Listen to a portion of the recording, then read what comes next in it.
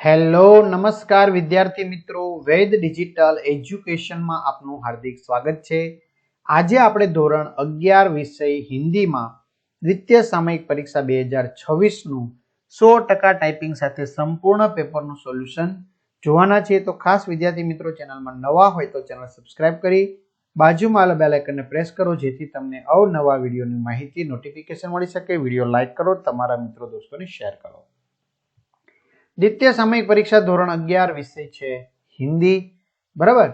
તો 50 ગુણનું પેપર છે। તો વિભાગ એ પદ્ય વિભાગ, વિકલ્પ છે किसको झुकाना सबसे आसान होता है, गुंडा। मेरा फरसा बड़ा भयानक कि यह गर्भ के बच्चों का भी नाश करने वाला है, ये वाक्य कौन बोलता है, परशुराम। गांव के विवाहित युवक कोलकाता क्यों जाते हैं, कमाने। वसंत ऋतु का नाता किसके साथ है, पिक। कवि ने मनोरथों को कैसा मानने के लिए कहा है, बराबर। तो ये આપણે જોઈએ એ પહેલા ખાસ ઘણા બધા મિત્રોની કમેન્ટ આવે છે કે ધોરણ 11 આર્ટ્સના દ્વિતીય પરીક્ષાના આઈએમપી પ્રશ્નપત્રો સરસ મજાના સોલ્યુશન સાથે સર અમને આપો। તો 30 થી વધુ પ્રશ્નપત્રો છે। કોમર્સમાં તમારો કોઈ મિત્ર હોય તો એમના પણ 30 થી વધુ પ્રશ્નપત્રો છે। અને આ સિવાય તમારા આર્ટ્સના દરેક વિષયના સ્વાધ્યાયની વિડીયો જોવા હોય તો તમને આપણી વેદ ડિજિટલ એજ્યુકેશન નામની એપ્લિકેશનમાંથી મળી જશે। કેવી રીતે સમજાવું, ગૂગલ પ્લે સ્ટોર ઉપર જઈને ગેમ ડાઉનલોડ કરો, ત્યાં જઈને વેદ ડિજિટલ એજ્યુકેશન નામની એપ્લિકેશન ડાઉનલોડ કરો। ઓપન કરશો એટલે આ પેજ ખુલે, એમાં તમારા પોતાના મોબાઈલ નંબર નાખો, સેન્ડ ઓટીપી કરો। 4 આંકડાનો ઓટીપી નાખશો એટલે પેડ કોર્સમાં જુદા જુદા પેડ પ્લાનની પીડીએફ, એક્ઝામ પેપરમાં પેપરો જો અહીંથી તમને મળી જશે, બરાબર। પીડીએફ 3 થી 12 માં 3 થી 12 ના વિડીયો, એમાં તમારું ધોરણ પસંદ કરી અને સરસ મજાના તમે એના વિડીયો સ્વાધ્યાય બધું જોઈ શકશો। ચાલો, આનો જવાબ તમારે મને કમેન્ટ કરવાનો છે। कवि के ने मनोरथों को कैसा मानने के लिए कहा है। बाज लोग किसे आशीष देते हैं, आग को। बाज लोग, एक एक वाक्य में लिखिए। रहीम ने किन लोगों को पशु से भी बेहतर बताया है।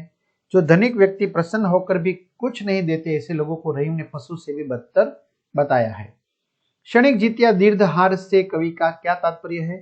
जीत का आनंद क्षणिक होता है और पराजय का दुख दीर्घकालीन तक रहता है।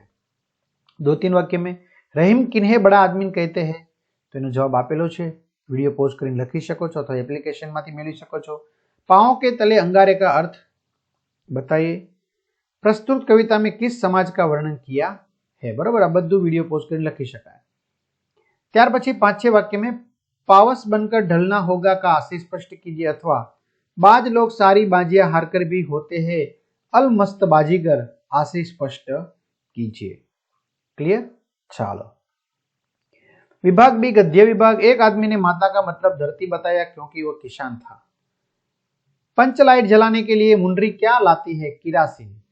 अजंता की गुफा में समीप कौन सी नदी है, बादुर। वृक्ष के भीगे पत्ते बिजली के प्रकाश में चमचमा रहे थे। पुरुष पौधे को फावड़ा के जरिए उखाड़ना चाहता है। कल्पना शक्ति ईश्वर प्रदत्त शक्ति है।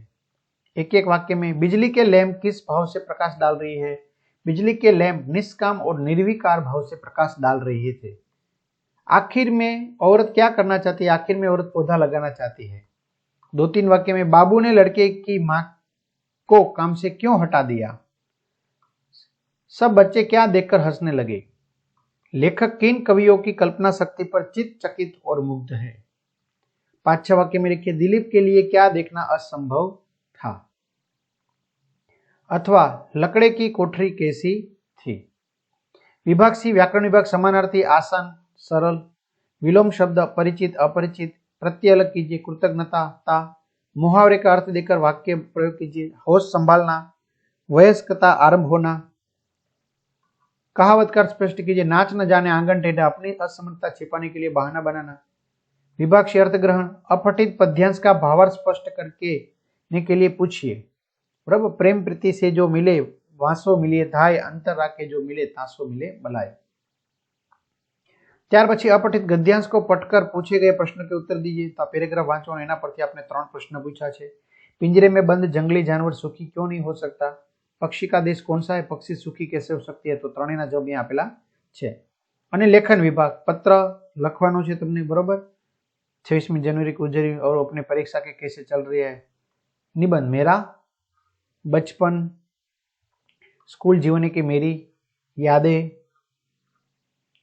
आज के युवा को जो व्यसन के आदि है मित्रों आ अत्यारे खास इम्पोर्टન્ટ है बराबर कारण के अत्यारे व्यसन ने लगती बहु बधी जागरूकता चाली रही है એટલે આ પૂછાઈ શકે તો આ રીતે વિદ્યાર્થી મિત્રો સરસ મજાનું સોલ્યુશન ની આપણે ચર્ચા કરી તો બધા વિદ્યાર્થી મિત્રો ને સારા માર્ક્સ પ્રાપ્ત થાય એ માટે શુભકામનાઓ પાઠવીએ છીએ ખાસ ચેનલ સબસ્ક્રાઇબ કરો વિડિયો લાઈક કરો તમારા મિત્રો દોસ્તોને શેર કરો અહીં સુધી રાખીએ અસ્તુ જય હિન્દ જય ભારત।